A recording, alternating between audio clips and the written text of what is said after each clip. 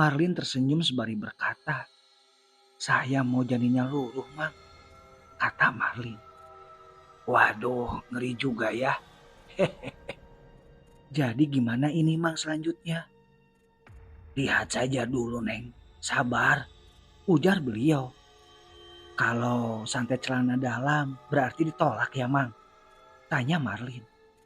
"Padahal saya sudah menyiapkan celana dalam pelakor itu buat bikin ya tambah sakit." Jelas Marlin lagi. "Apa perlu dibuat semakin menderita, Mang?" tanya Marlin.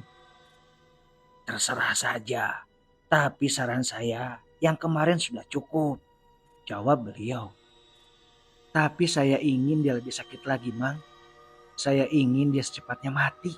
Saya muak melihatnya," kata Marlin dengan mata yang berkaca-kaca.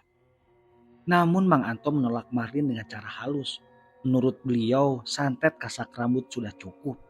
Karena itu adalah satu santet yang cukup hebat, membuat korban lama-kelamaan menjadi sakit-sakitan.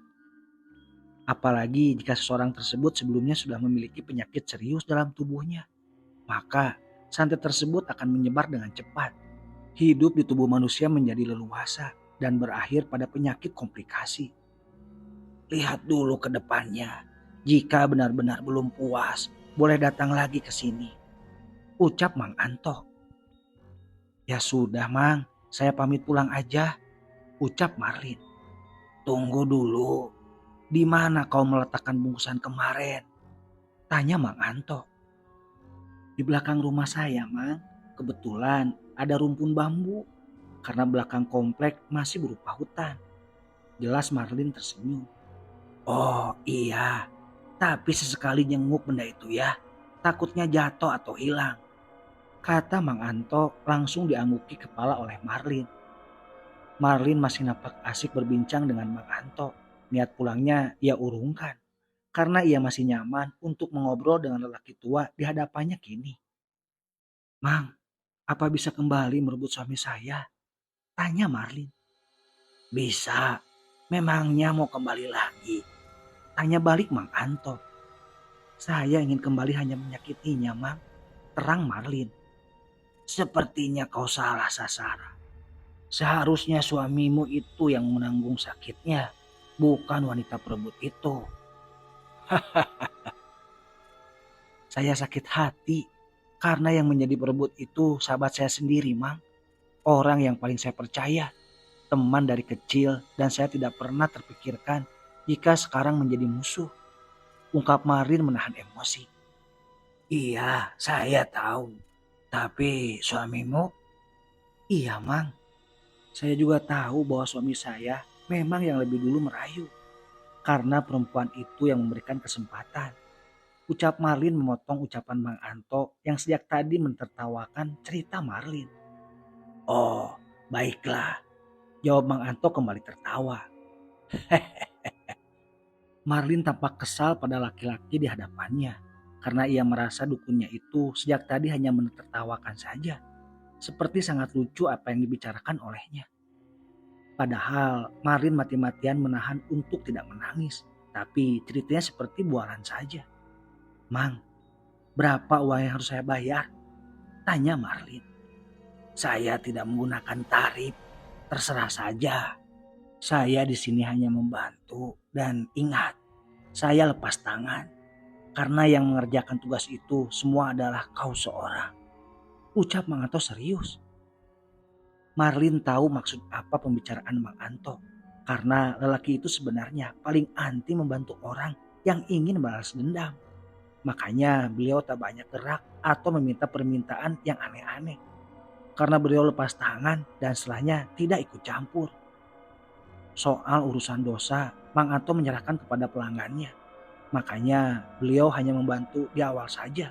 Sekedar menuliskan mantra sihir. Dan sisanya ia serahkan kepada pelanggannya untuk dibaca atau ditaruh di tempat khusus. Marlin mengeluarkan uang yang sudah rapih di dalam amplop dan menyerahkan pada Mang Anto. "Segini cukup, Mang?" tanya Marlin. "Terserah saja, saya nggak minta berapa," jawab Mang Anto menganggukkan kepalanya. "Baiklah, saya terima ya," kata Mang Anto.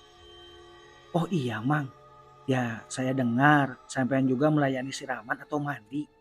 Tanya Marlin. Iya, tapi itu melakukannya adalah istri saya. Jawab Mang Anto. Tujuannya biar apa Mang? Siapa tahu saya ingin melakukannya. Ucap Marlin tersenyum.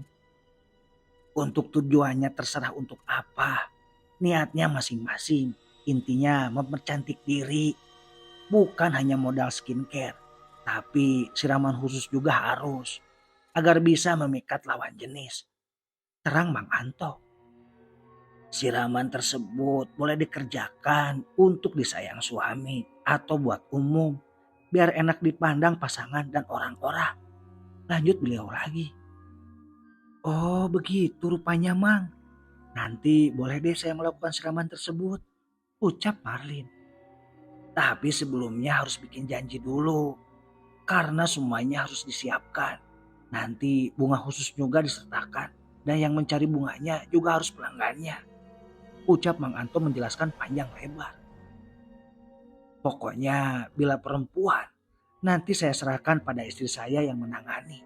Lanjut Mang Anto. Marlin baru tahu jika zaman sekarang masih ada yang mempercantik diri dengan cara mandi atau siraman khusus. Atau bisa juga dengan rajahan. Itu juga termasuk salah satu memikat lawan dengan agar disenangi semua orang. Ya sudah Mang, saya pamit aja lagi. Udah malam begini.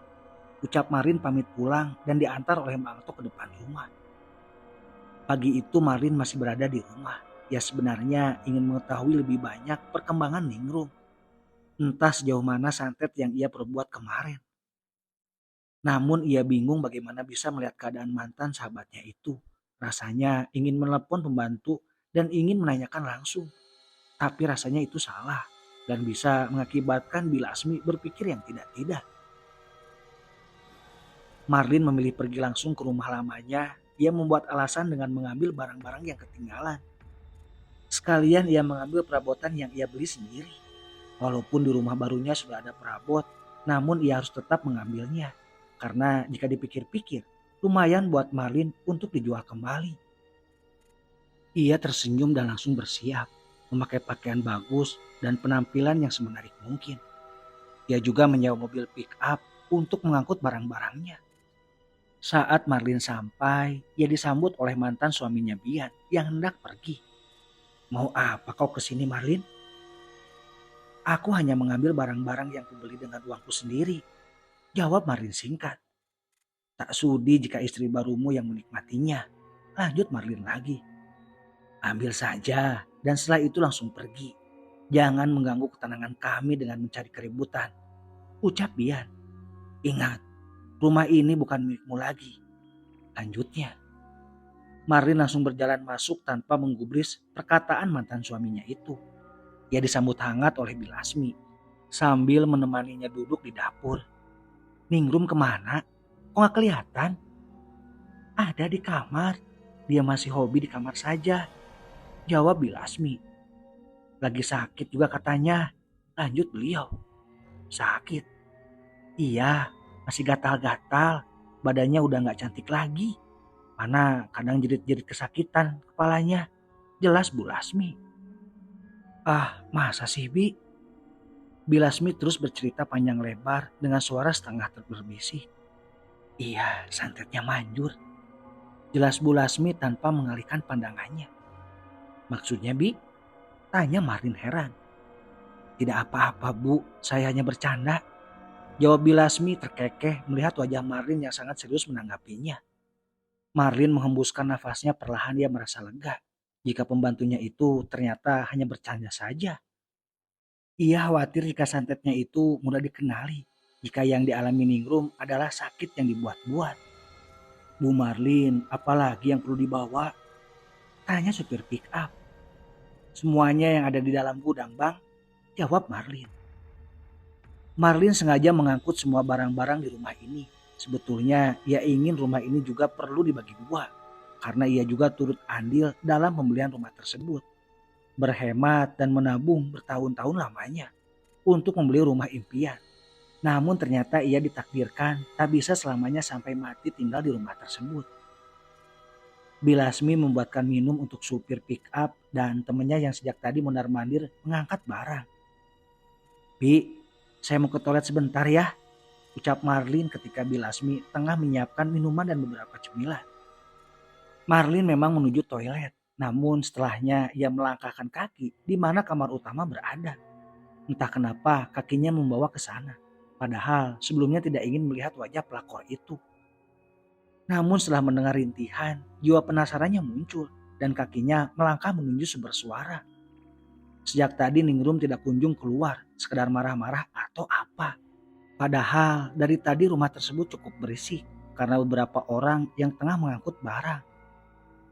Saat Marlin ada di depan pintu kamar, tiba-tiba ia dipanggil oleh satu anak buahnya itu. Bu Marlin, semuanya sudah selesai, ucapnya. Oh, baiklah, mari kita ke dapur dulu, jawab Marlin mengiring ke dapur untuk istirahat dan minum-minum. Niatnya ingin mengintip sahabatnya itu ia urungkan. Padahal tinggal beberapa langkah lagi, maka rasa penasarannya terobati. Entah bagaimana reaksi sahabatnya itu ketika santet yang ia berikan bereaksi tubuhnya kini. Tubuh yang membuat sang suami terpikat bahkan sudah mencicipinya saat Marlin masih belum mengetahui fakta yang sebenarnya. Bu Marlin, minum dulu nih, ucap Bilasmi juga memberikan secangkir es jeruk. Habis ini langsung pergi ke rumah Bu Marlin kan? Atau ada yang barang perlu dibawa lagi? Kayaknya nggak ada lagi Pak. Saya lihat-lihat dulu ya, nanti ada yang ketinggalan lagi. Jawab Marlin beranjak berdiri masuk ke ruang tamu. Marlin tahu Bilasmi sedang mengikutinya. Perempuan paruh baya itu membututi seakan mengawasi Marlin. Bi, boleh tidak aku ke kamar utama? Sepertinya jangan Bu, khawatir Ningrum emosi. Karena akhir-akhir ini Pak Bian juga sering dimarahi dan berakhir dengan adu mulut.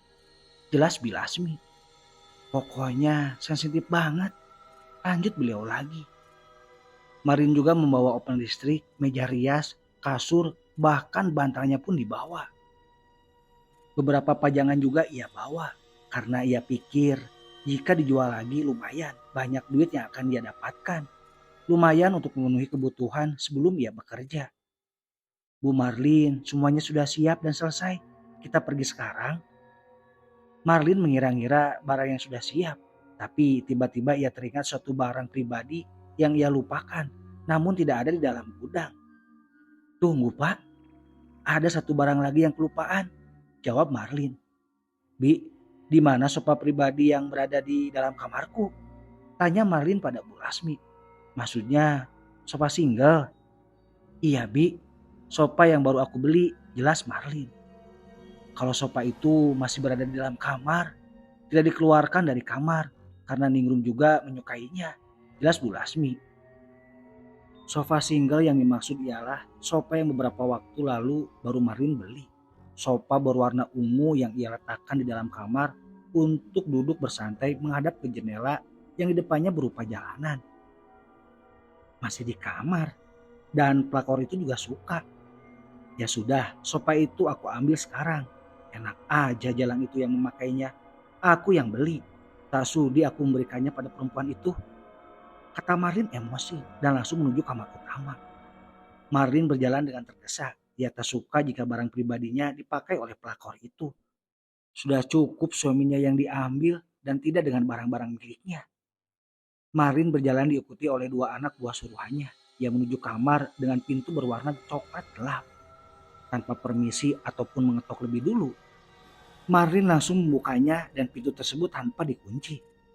Saat Marlin membuka, ia dikejutkan dengan penampilan sahabatnya itu.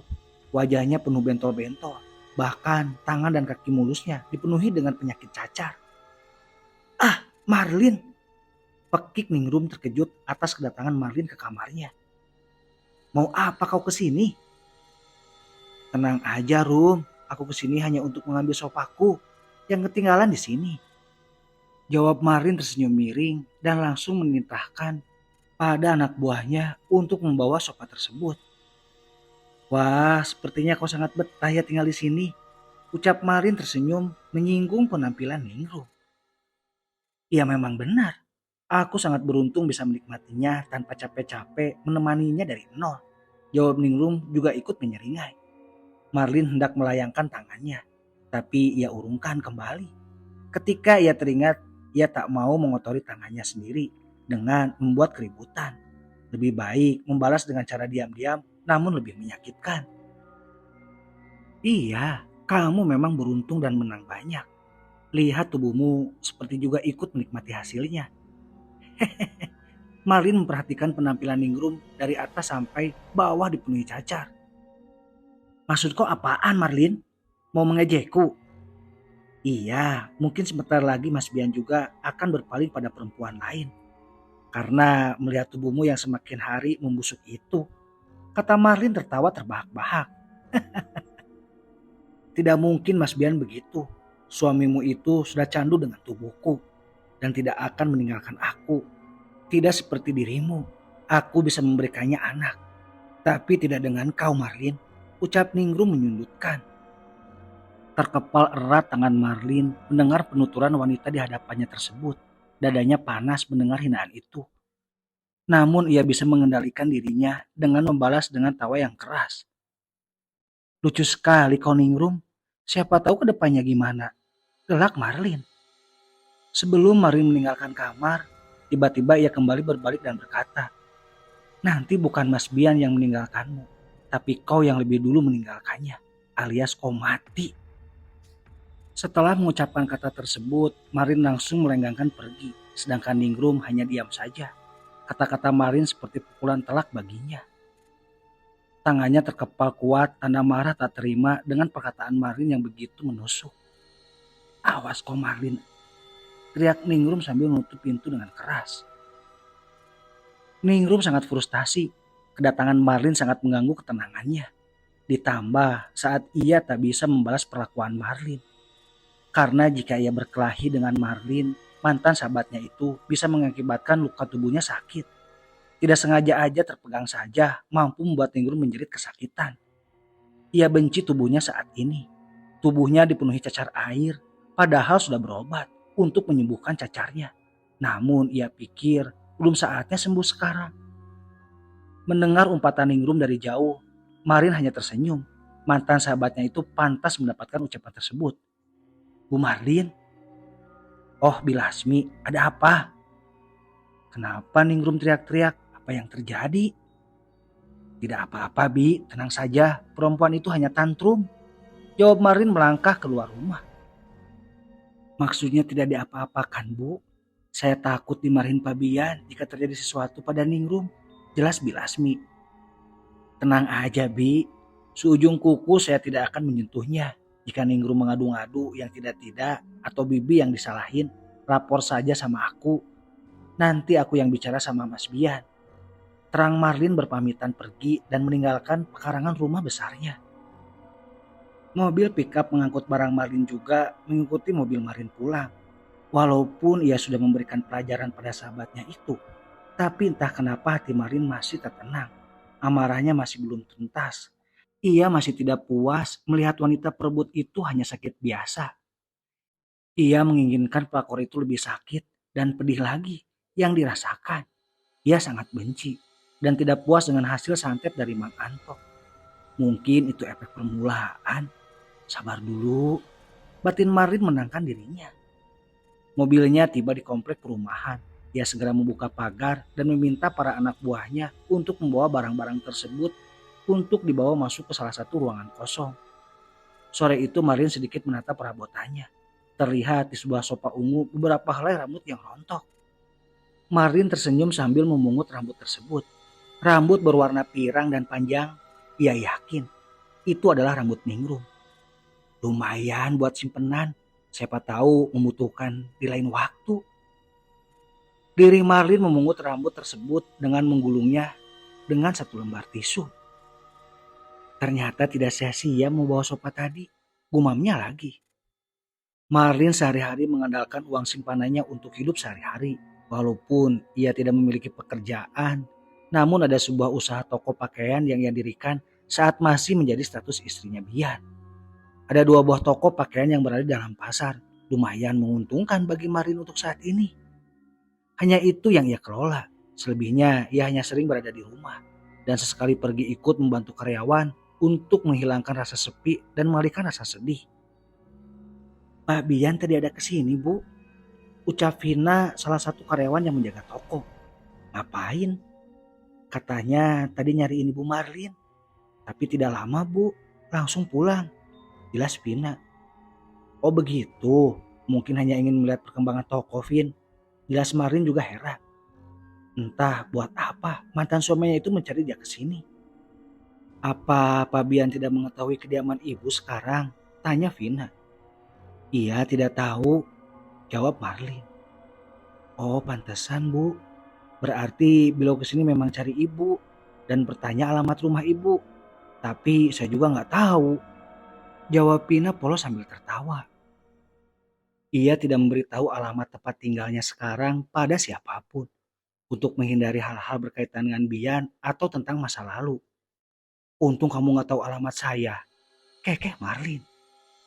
Besoknya saat Marlin bersantai, tiba-tiba sebuah ketukan pintu terdengar nyaring dengan diketuk keras. Siapa yang bertamu sepagi ini?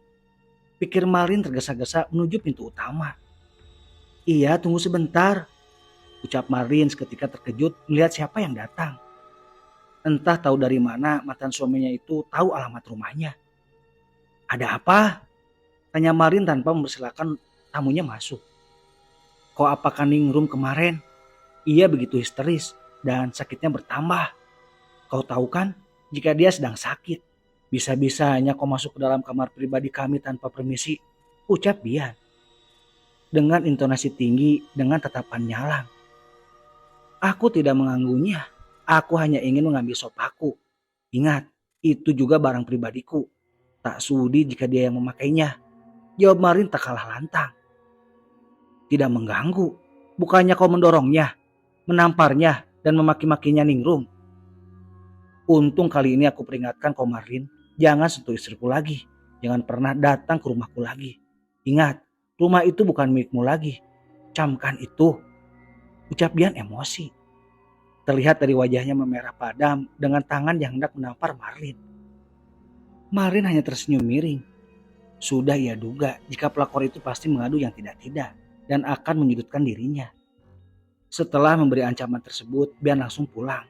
Seperginya mantan suaminya tersebut, Marlin berteriak dan memecahkan barang-barangnya yang berada di sekitarnya. Ah, dasar perempuan sial. Ia mengusap wajahnya frustasi. Perasaannya campur aduk. Ia tak terima jika ia difitnah perempuan itu. Marlin segera menelepon Mbak Lasmi. Ia ingin tahu apa yang terjadi di rumah. Pasti pembantunya itu juga turut disalahkan. Panggilan berdering, namun belum diangkat. Halo, assalamualaikum Bi. Iya, waalaikumsalam Nyonya. Jawab Bilasmi tanpa diminta beliau langsung meminta. Maafkan karena beliau memberitahu tentang alamat rumah Marlin pada Bian. Karena beliau juga didesak oleh majikan laki-lakinya. Tapi Bibi tidak apa-apa kan? Tidak, gimana dengan Bu Marlin? Tanya balik sang pembantu. Aman Bi, Mas Bian hanya datang untuk marah-marah saja. Jelas Marlin menceritakan semuanya pada Bilasmi. Perempuan parubaya itu juga menceritakan pada Marlin jika Ningrum mengadu-ngadu yang tidak-tidak. Sehingga membuat Bian emosi. Apa Ningrum bertambah sakit Bi? Oh maksudnya histeris gitu?